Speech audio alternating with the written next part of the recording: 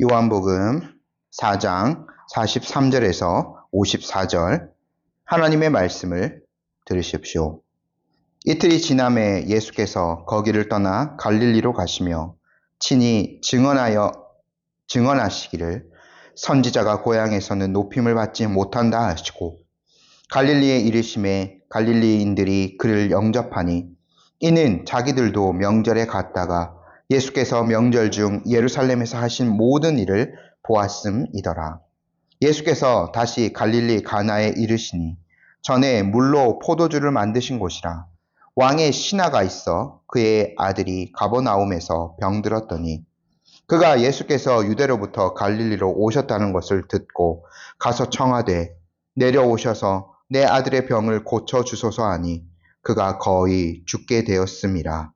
예수께서 이르시되 너희는 표적과 기사를 보지 못하면 도무지 믿지 아니하리라. 신하가 이르되 주여 내 아이가 죽기 전에 내려오소서. 예수께서 이르시되 가라 내 아들이 살아있다 하시니 그 사람이 예수께서 하신 말씀을 믿고 가더니 내려가는 길에서 그 종들이 오다가 만나서 아이가 살아있다 하거늘 그 낫기 시작한 때를 물은즉 어제 7시에 열기가 떨어졌나이다 하는지라. 그의 아버지가 예수께서 내 아들이 살아있다 말씀하신 그때인 줄 알고 자기와 그 온 집안이 다 믿으니라.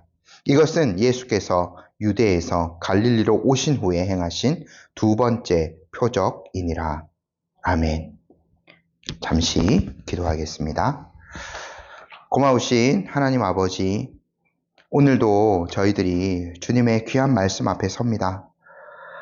성령 하나님, 듣는 자와 전하는 자 모두에게 역사하여 주셔서 이 말씀 안에 담긴 하나님의 온전한 뜻을 저희로 밝히 깨달아갈 수 있도록 귀한 은혜를 이 시간 허락하여 주시기를 기도합니다. 하나님의 뜻을 잘 발견하고 저희가 순종의 자리로 나아가 영광 올려드릴 수 있도록 모든 은혜 이 시간 가운데 허락하여 주옵소서. 예수님의 이름으로 기도드립니다. 아멘. 저희가 약 한 5주 정도에 걸쳐서 사마리아 성에서 예수님이 사역하신 이야기들을 함께 살펴보았습니다. 예수님께서 유대 지경에서 사역하시다가 일부러 사마리아 성에 들어가셨다고 말씀을 드렸죠. 거기서 흔히 말하는 야곱의 우물가라는 곳으로 가셔서 한 여인과 아주 깊이 있는 대화를 나누셨습니다. 그리고 최종적으로 그녀에게 무엇을 알려주셨냐면 예수님 자신이 세상에 오실 그리스도이심을 알려주셨죠. 그 여인은 굉장히 과거가 복잡한 사람이었습니다. 그리고 당연히 마을 사람들에게도 좋은 평판을 받지 못했던 사람이라고 볼 수 있죠. 하지만 그 여인이 메시아를 만난 그 감격, 그리스도를 만난 그 감격 때문에 물동이를 버려두고 다시 마을로 돌아가게 됩니다. 그리고 마을 모든 사람들에게 자신이 만난 그 예수님을 감동적으로 전하였죠. 그녀는 자신의 과거가 예수님에 의해서 다 밝혀진 것을 부끄러워하지 않았습니다. 왜냐하면 그 모든 과거를 치유하시고 생명을 주시는 그리스도를 만났기 때문이죠. 그렇게 그 여인의 전도로 말미암아 마을의 많은 사람들이 예수님을 믿게 되었습니다.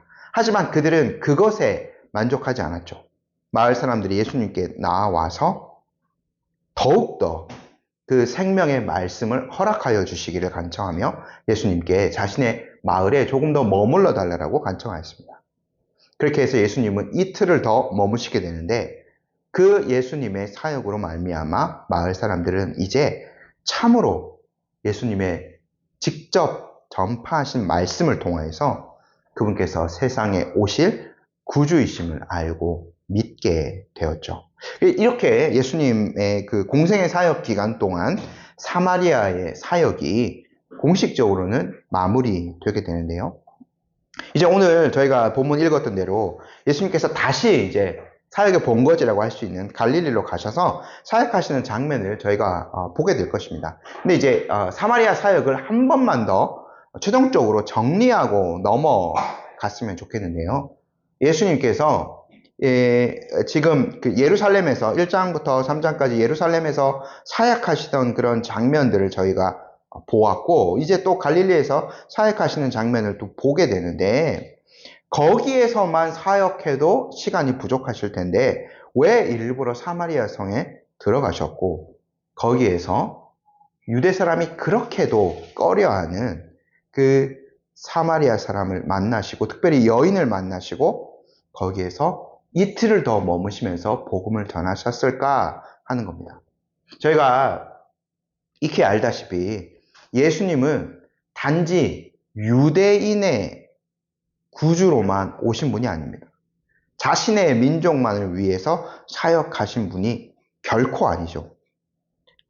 저희 지난주에 이제 봤던 마지막 그 절 말씀, 42절 말씀을 보면 그 마을 사람들이 이렇게 고백하잖아요. 우리가 친히 듣고 그가 참으로 세상의 구주신 줄 알미라 라고 이 마을 사람들이 이틀 예수님이 머무신 이후에 이렇게 고백하게 되는데, 이 사마리아 사람들조차 예수님을 세상의 구주라고 고백했어요. 여기서 이제 세상이라는 말은 저희도 잘 아는 헬라어 단어입니다. 코스모스, 우주를 나타내는 그 코스모스라는 단어를 썼는데, 천하 만국 뭐 이런 뜻으로 저희가 해석할 수 있겠죠. 그러니까 이 사마리아 사람들도요, 예수님의 그 직접적인 이틀의 가르침을 듣고 예수님이 단지 한 민족이라든가 그 갈릴리 지역과 자기들 지역까지 다스리시는 어떤 그 정도의 주님이 아니라 천하 만민의 세상, 온 세상의 구주이심을 고백하게 된 거죠. 예수님의 사역을 통해 그의 말씀을 직접 듣고 예수님에 대해서 너무나 잘 알게 되었던 겁니다. 이들의 고백처럼 예수님께서는 사역 기간 중에도 이러한 것들을 종종 보여주셨죠. 이방인 지역에도 여러 차례 들어가셨습니다. 데가볼리 지역, 거라사의 광인을 만났던 그 지역으로도 가셨고, 두로와 시돈 지역에 가셔서 흔히 말하는 그 상에서 떨어지는 그 부스러기의 은혜를 구했던 그 가나안 여인도 만나셨습니다. 그러니까 이러한 여러 사역들을 통해서 예수님께서는 단지 유대인의 구주시가 아니라 온 세상의 구주이심을 나타내셨고, 결정적으로 예수님께서 승천하실 때 제자들의 사역 범위를 알려주시죠. 성령님께서 오셔서 그들에게 능력을 주시며, 마태복음 28장 19절에서는 모든 민족을 말씀해 주셨고, 사도행전에서는 1장 8절에서는 지역적인 범위를 말씀해 주셨는데, 온 유대, 사마리아, 땅끝까지 이르러서 제자들이 증인이 될 것을 말씀해 주셨습니다. 실로 이제 예수님의 가르침을 받고 부활의 증인의 역할을 해야 되는 이 제자들은 자신의 민족과 지역의 범위를 넘어서 이제 사역을 해야 되는 거죠. 땅끝까지 가서 복음을 전해야 합니다. 왜냐하면 예수님은요, 온 우주의 주님이시기 때문에 그러한 거죠. 그러한 차원에서 저희가 예수님께서 먼저 사마리아 지경에 가서 복음을 전하셨다라고 생각해 볼 수 있습니다. 예수님이 친히 이런 모범을 보여주시지 않으셨다면 제자들이요, 사도행전 초반에 여러 지역으로 복음이 전파되어질 때 사마리아 지경까지 내려가기가 쉽지 않았을 거예요. 그런 제가 설교를 하면서 다 이제 정리해서 말씀드렸는데, 민족적인 그 장벽들, 지역적인 장벽들, 그 어떤 원수된 그 오래된 그 갈등의 문제들, 그것을 넘어서 사마리아 지경까지 제자들이 가서 복음 전하기가 쉽지 않았을 겁니다.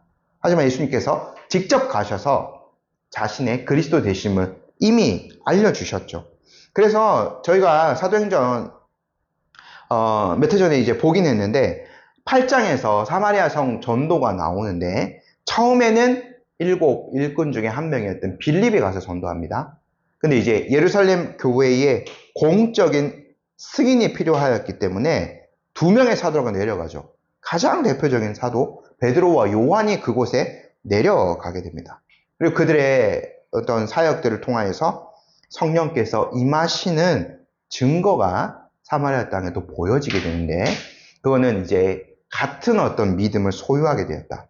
그들이 그러니까 예루살렘 교회가 따로 있고 사마리아 교회가 따로 세워진 것이 아니라 그리스도를 머리로 한 교회가 세워졌음이 그걸로 확증되어지게 되는 겁니다. 동일한 교회의 일원이 되었다는 거죠. 그리고 난 다음에 8장, 제가 사도행전 8장 25절 읽어드릴게요. 두 사도가 베드로와 요한이죠. 주의 말씀을 증언하여 말한 후에 예루살렘으로 돌아갈새 사마리아인의 여러 마을에서 복음을 전하니라. 두 사도가요, 거리낌 없이 사마리아 땅에서 나중에 복음을 전하게 됩니다. 성령님의 분명한 역사가 있었기 때문에 그러하였지만 그렇게 공생의 기간 중에 예수님께서 이미 사역을 하셨고 모든 것들을 제자들이 함께 그 옆에서 다 보게 된 거죠. 베드로와 요한은 얼마나 가장 가까이서 그 사역을 보았겠습니까? 그런 것들이 있었기에 가능했던 일들이었던 거죠. 이렇게 한 다음에 이제 예수님께서 다시 자신의 사역의 본거지인 갈릴리로 올라가시게 되는데 아마 예수님께서 제자들과 함께 지내실 때 특별히 노상에서 단순히 그냥 아무 말 없이 열심히 걷기만 하지는 않으셨을 겁니다. 아마 그 노상이 제자들에게 하나님의 말씀을 전하는 가장 좋은 강단이 되었을 겁니다. 근데요, 요한은요, 좀 특별하게도 거기에서 좀, 다른 것들은 이미 다른 복음서에도 기록되어 있고 하기 때문에 많이 기록하진 않았고, 여기에서는 한 가지만을 좀 기록해 놓았는데, 저희가 43절, 44절 말씀을 한 번 더 읽어보도록 하겠습니다. 이틀이 지남에 예수께서 거기를 떠나 갈릴리로 가시며 친히 증언하시기를 선지자가 고향에서는 높임을 받지 못한다 하시고, 예수님께서 노상에서 왜 이런 가르침을 주셨는가? 저희가 조금 아마 여기에는 좀 생략된 것이 많지 않을까라고 추측해 볼 수밖에 없는데요. 이 조금 평범한 이 구절임에도 불구하고 요 43, 44절에 대한 그 해석이요. 주석을 보면 한 10가지가 넘는다고 합니다. 근데 다 조금 이렇게 너무 그 방대한 어떤 내용들 너무 깊이 있게 추적하려는 것들이 많아서 단순히 한번 예수님의 일정을 그냥 추측해 보면 갈릴리로 이제 가시기 전에 지금 여기에서 이 왕의 신하를 만난 곳이 첫 번째 이적을 일으켰던 가나이지 않습니까? 아마 거기에 이제 가시기 전에 잠시 고향 마을, 나사렛이죠. 거기에 들르신 것이 아닌가라고 저희가 추측해 볼 수 있습니다. 근데 그곳 사람들은 이미 공관복음에도 몇 차례 좀 기록된 것이 있는데 예수님을 너무 친숙하게 생각했고 어렸을 때부터 안 사람들이었죠. 그래서 그곳 사람들은요, 예수님의 사역을 환영하지 않았습니다. 목수의 아들, 마리아의 아들로 예수님을 대하기만 하였죠. 그래서 거기서 예수님에 대한 존중, 믿음, 그리고 어떤 기대감 이런 것들이 없었어요. 전혀 예수님을 객관적으로 바라보지 못했기 때문에 그러한 것들이 있었던 거죠. 그래서 예수님은요, 그곳에서 어떠한 기적도 어떠한 가르침도 행하실 수 없었던 것입니다. 믿음이 없는 지역에 가서 일부러 그런 것들을 하실 필요는 없던 거죠. 그래서 이 크리스토스톰이라는 초대 교부의 어떤 기록을 보면 이렇게 얘기를 해요. 고향에서 존경을 받는 사람이 이따금 있기는 하지만 고향 아닌 곳에서 존경받는 사람이 훨씬 많습니다. 친숙하면 무시하기 쉽기 때문입니다. 이러한 반응들이 있었기에 아마 예수님께서 선지자가 고향에서는 높임을 받지 못한다라는 말을 제자들에게 하신 것으로 보여집니다. 예수님은요, 그 외에 갈릴리 다른 지역에서 더 집중적으로, 특별히 가버나움 예수님의 사역 중심지였죠. 그러한 곳들을 중심으로 많이 이제 사역을 했던 것으로 보입니다. 왜냐하면 일단 이곳 사람들은 어떠하였든지 간에, 어떠한 마음을 품었던지 간에 예수님을 환영하는 것이 있었기 때문이에요. 45절 말씀 함께 한번 읽어볼게요. 갈릴리에 이르심에 갈릴리인들이 그를 영접하니 이는 자기들도 명절에 갔다가 예수께서 명절 중 예루살렘에서 하신 모든 일을 보았음이더라. 예수님께서요, 지금 갈릴리인들이 예수님에 대해서 관심을 두게 한 모든 일들, 요런 그 예루살렘에서 하신 사역들은 2장에서 저희가 함께 살펴보았습니다. 6월절 가장 큰 명절이었기 때문에 아마 대다수의 갈릴리 사람들도 그곳으로 순례를 갔을 것으로 보여집니다. 예배를 드리고 며칠 동안 예루살렘에서 지냈겠죠. 그 기간 동안 예수님이 하신 사역들, 성전을 깨끗게 하신 것들이 있었고, 때로는 사람들과 논쟁하시면서, 때로는 이적을 일으키시면서 하나님의 나라를 알리셨습니다. 제가 2장 23절만 대표적으로 좀 읽어드릴게요. 6월절에 예수께서 예루살렘에 계시니 많은 사람이 그의 행하시는 표적을 보고 그의 이름을 믿었으나 라고 되어 있죠. 근데 요 믿는다는 것은 어떤 모든 것을 다 들여서 예수님을 믿는 것은 아니다 라고 저희가 파악할 수 있었죠. 왜냐하면 예수님께서는 아무에게도 자신을 의탁하지 않으셨기 때문입니다. 근데 그러한 예수님의 어떤 많은 가르침과 특별히 예루살렘에서 행하셨던 그 행하신 표적들이 아무 의미가 없는 것은 아니었습니다. 예수님이요, 공생의 기간 동안 얼마나 바쁘신 삶들을 살았겠습니까? 근데 아무 의미 없이 이러한 이적들을 일으키셨다면 그거는 시간의 낭비라고 볼 수 있잖아요. 근데 결코 그렇지 않았죠. 제가 칼빈이 이렇게 얘기합니다.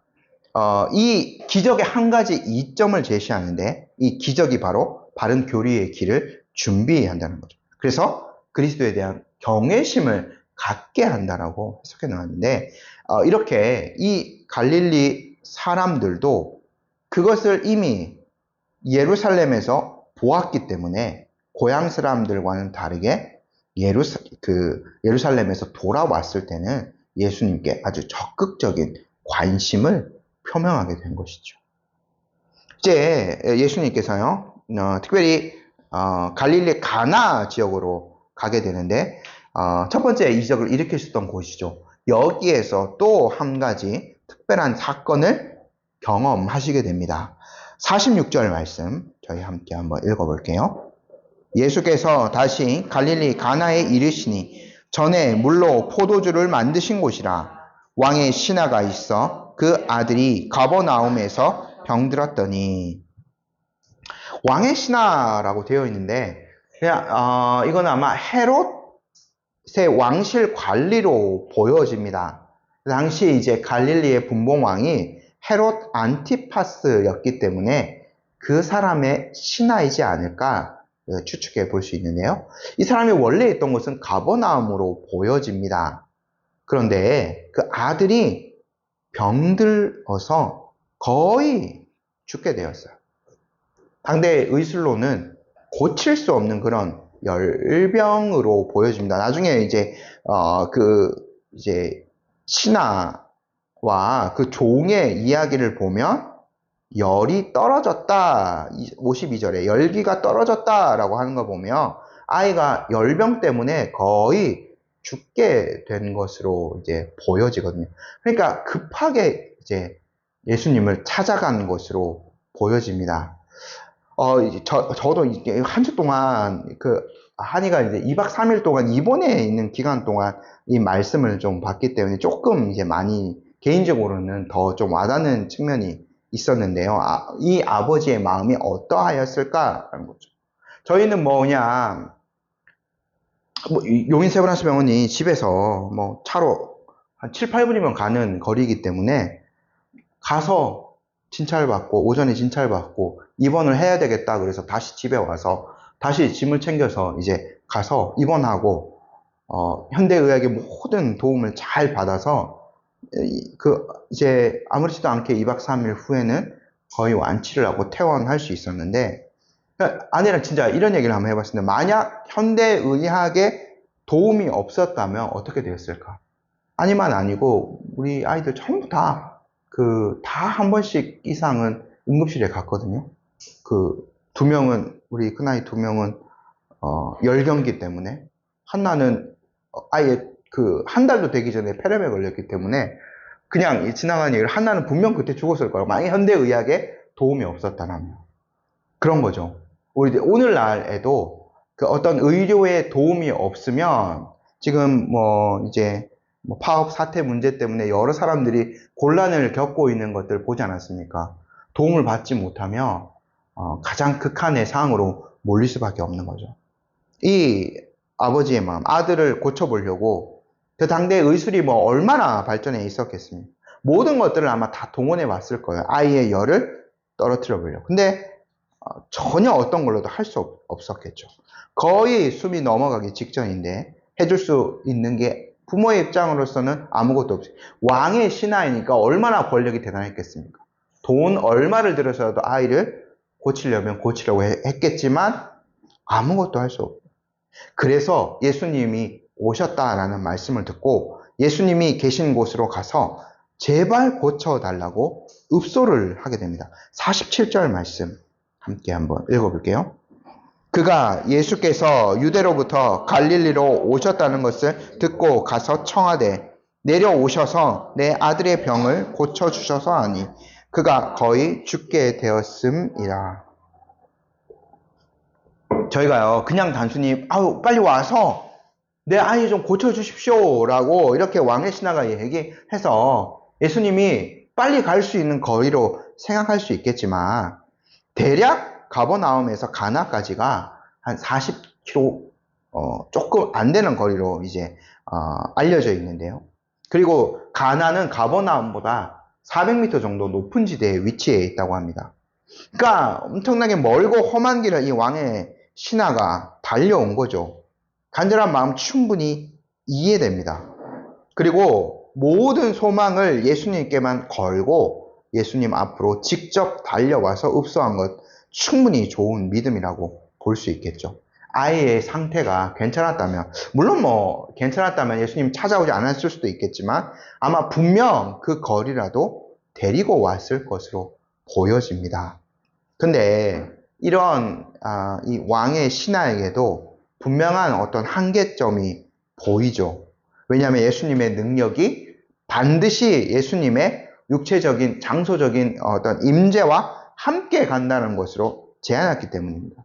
예수님이요 이만한 믿음을 보지 못했다라고 칭찬한 그 백부장, 누가복음 7장에 등장하는 백부장이 있지 않습니까? 보지 않고 믿었던 바로 그 사람, 말씀만으로 고쳐달라고 했던 그 사람. 그러니까 이 비교해 보면 얼마나 칭찬 들을 만한 사람인 줄 저희가 확실히 알 수 있죠. 근데 이 신하는 그것까지는 가지 못하였기 때문에 예수님이 직접 오셔야 합니다. 와서 좀 고쳐주십시오. 그러니까 예수님의 능력을 믿지만 그 방법까지 자기가 제안해서 예수님께 간청을 한 거죠. 예수님은요 늘 자신의 사람들에 대해서 인간에 대해서 긍휼의 마음을 품으신 분이시지만 이러한 태도에 대해서는 예수님은 매우 객관적인 반응을 보이시며 어떠한 말씀을 하셔야만 했어요. 48절 말씀 함께 한번 읽어보도록 하겠습니다. 예수께서 이르시되 너희는 표적과 기사를 보지 못하며 도무지 믿지 아니하리라. 여기서요 예수님께서 갑자기 좀 대상을 바꾸어서 복수형으로 얘기하시잖아요. 너희라고요. 유대 민족 아마 전체를 가리켜서 표현하신 것으로 저희가 볼 수 있겠습니다. 갈릴리 사람들이 예수님을 실제로 매우 환영하기는 하였지만 예수님을 어떤 나중에 보였던 사마리아인의 사람들처럼 그 정도까지 고백하지는 않았어요. 세상의 구주라고. 단지 기적을 일으키는 어느 선지자 정도로만 생각한 것이 분명해 보입니다. 왜냐하면 저희가 구약의 가장 대표적인 이적의 선지자 엘리사의 어떤 기적에 일으킨 장면들을 살펴보면 열왕기 상하에 쭉 등장하는데 다 선지자를 모시고 갑니다. 그들은 그럴 수밖에 없는 존재였기 때문에요. 근데 예수님이 이러한 책망을 하시는 걸 보면 아직 이 갈릴리 사람들도 자기에 대한 인식이 그 정도 차원에서 머무르고 있다는 것을 예수님이 아시고 책망한 것으로 보여지는 거죠. 크게 예수님은 그 민족 전체에 대해서 책망을 하십니다. 칼빈이 이렇게 해설합니다. 9절에서 들어보십시오. 그의 가르침은 권위를 인정받지 못하고 무시되고 멸시받고 있었고 사람들은 모두 기적에만 눈을 고정하고 경외심보다는 어리석음에 사로잡혀 있었다.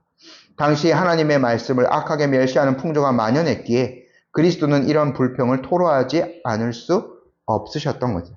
하나님 자체와 하나님 자신과 하나님의 그 말씀보다 보여지는 것들에만 관심을 많이 보였다는 거죠.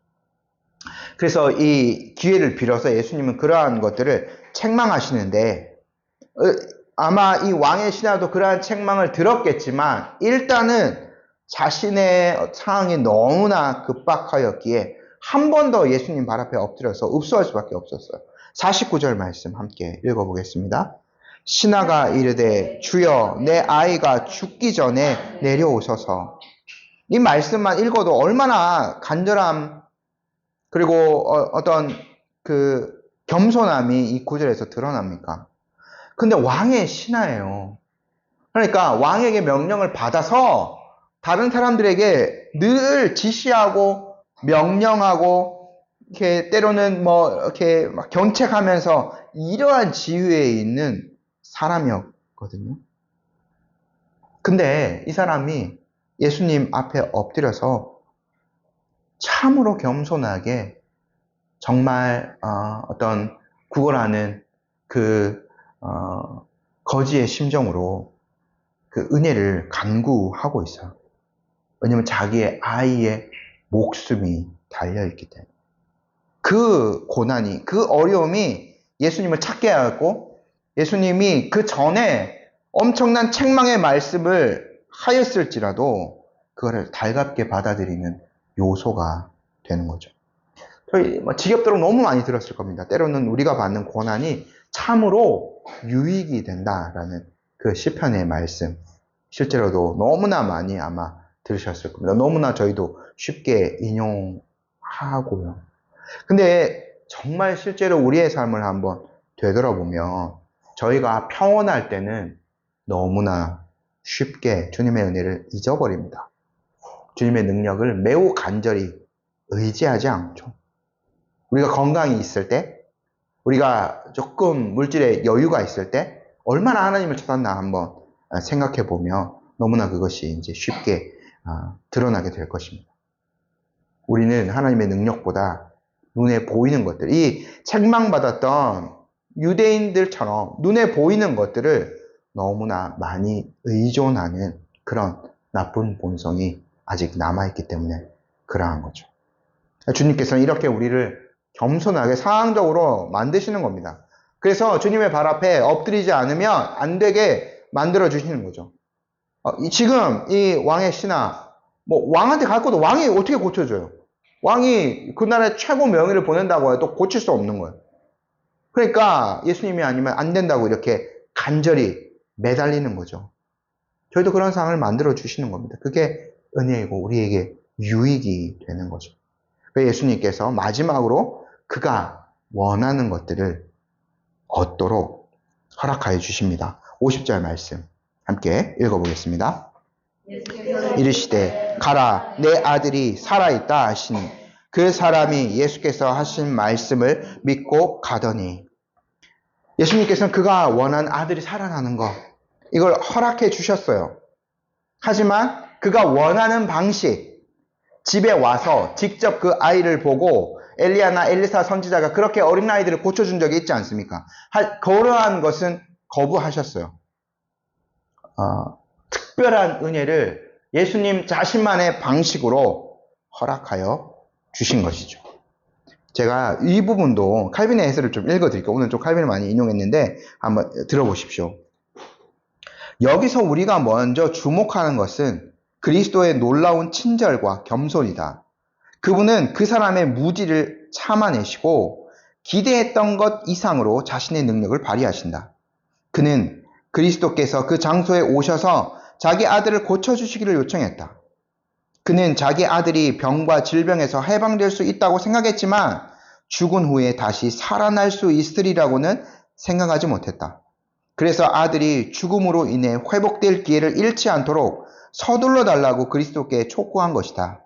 이에 그리스도께서는 둘 다 용서하시는데 이로부터 그분이 작은 믿음일지라도 얼마나 높이 평가하시는지를 알 수 있다.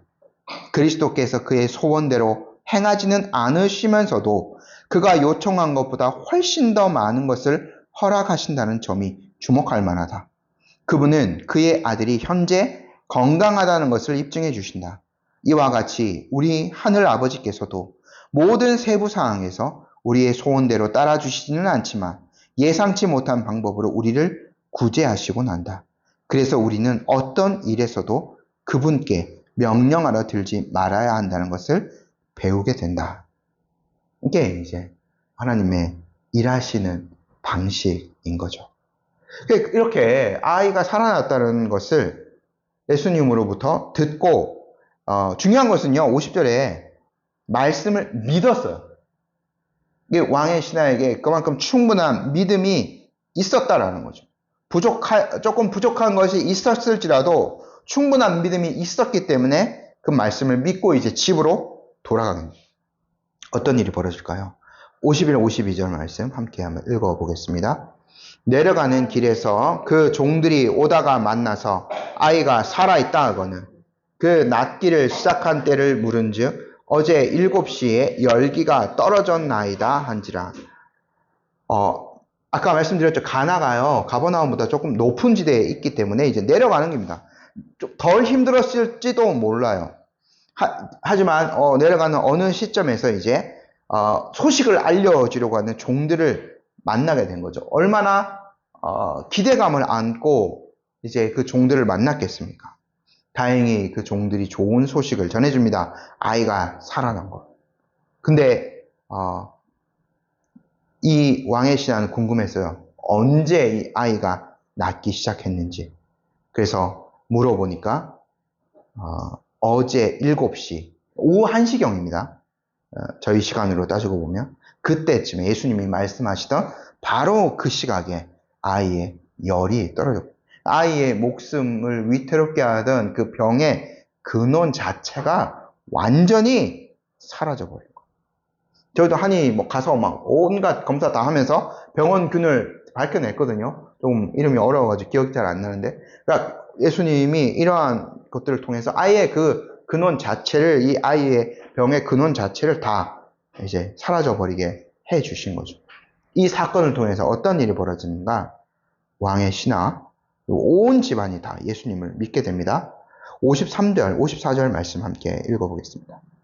그의 아버지가 예수께서 내 아들이 살아있다 말씀하신 그때인 줄 알고 자기와 그 온 집안이 다 믿으니라. 이것은 예수께서 유대에서 갈릴리로 오신 후에 행하신 두 번째 표적이니라. 그 신하는요, 일단 50절 말씀에 믿었다라는 말이 있지만 여기서는 아마 더 확신 있는 믿음을 갖게 되었다라고 저희가 좀 이해하면 될 것 같은데, 직접 예수님의 말씀을 듣고 예수님을 믿게 되었죠. 그리고 이러한 일을 통해서 아이의 생명이 살아난 것을 통하여 예수님이 단순한 선지자 정도가 아니라 정말 세상에 오실 그분이시구나라는 것을 믿게 되었던 겁니다. 두 번째, 온 집안이 믿었으니까 하나씩 추측해 보면 아이의 아버지의 그 아들이었던 아이, 그 당사자도 자신이 열이 나은 것, 어떤 걸로도 해결할 수 없은 그때에 갑자기 열의 그 근원이 사라져버린 것. 이것이 바로 예수님의 그 말씀 덕분, 예수님의 그 능력 덕분인지 알고 예수님을 믿었을 겁니다. 근데요, 이 아이가 온 집안이 다 믿었다고 하니까 이 아이는요, 예수님을 직접 보지 못하고 믿은 겁니다. 나머지 그 아이의 어머니, 여기 지금 소식을 전했던 종들, 여기 온 집안이라는 건 그 사람들 다 포함되는 거거든요. 얼마나 놀라운 일이 일어났는지 그 왕의 신하를 제외한 나머지 모든 사람, 심지어 이 종들조차도 가나에 이르지 못하고 다시 돌아오지 않았습니까? 예수님을 보지 못한 거죠. 그들이 다 이렇게 복된 믿음을 소유하게 된 거죠. 놀라운 구원의 은혜가 온 집안에 임하게 되었습니다. 결론을 이제 맺도록 하겠습니다. 예수님께서요, 사람들을 향하여서 모든 긍휼의 마음을 품으셨지만 그들이 자기에 대해서 올바른 인식을 가지고 바른 믿음을 가지고 자신을 따르기를 원하셨어요. 단순히 이기적이나 행하는 그런 선지자 차원이 아니라 참으로 세상에 오실 구주이심을 믿고 그분을 섬기고 따르도록 하시기를 원하셨다는 거죠. 그렇게만 이 예수님이 책망하셨던 48절에 이러한 믿음처럼만 예수님을 따르게 된다면 예수님은 언제나 부릴 수 있는 존재로 생각합니다. 자기보다 낮은 존재로 생각한다는 거예요. 예수님 그렇게 하시기를 결코 원하지 않으셨죠. 그분의 뜻에 순종하는 믿음을 원하셨어요. 그래서 그들의 생각들을 교정하시고 그들의 어떤 것들을 이제 치유하시고 하셨던 거죠.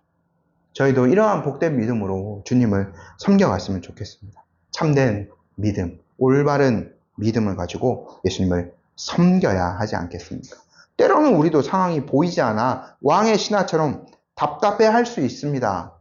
하지만 예수님의 능력을 신뢰한다면 모든 것들, 자기가 딱 제안하고 있던 모든 것들 예수님은 뛰어넘어서 역사해 주신 분이시지 않습니까? 우리에게도 그런 은혜가 임하기를 간절히 소망하며 그러한 믿음을 가지고 예수님을 섬기며 교회를 섬기며 세상을 섬기며 살아갈 수 있는 저와 여러분이 되었으면 좋겠습니다. 아멘. 함께 기도하겠습니다.